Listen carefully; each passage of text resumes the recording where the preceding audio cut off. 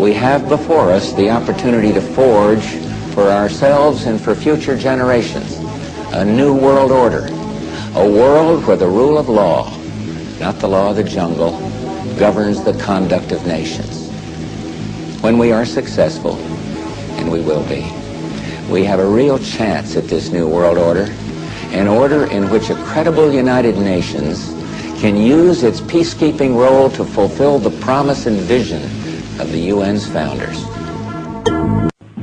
What is at stake is more than one small country.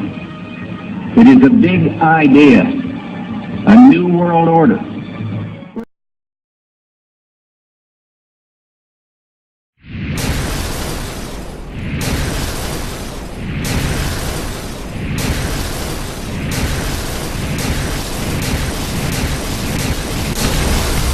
As if a demolition team set off when you see the old demolitions of these old buildings. It looks like one of those scenes of an old building being purposely dynamited and blown up. A new world order where diverse nations are drawn together in common cause to achieve the universal aspirations of mankind: peace and security, freedom, and the rule of law. Watched a building being demolished on purpose knows that if you're going to do this, you have to get at the under-infrastructure of a building and bring it down. And the rule of law.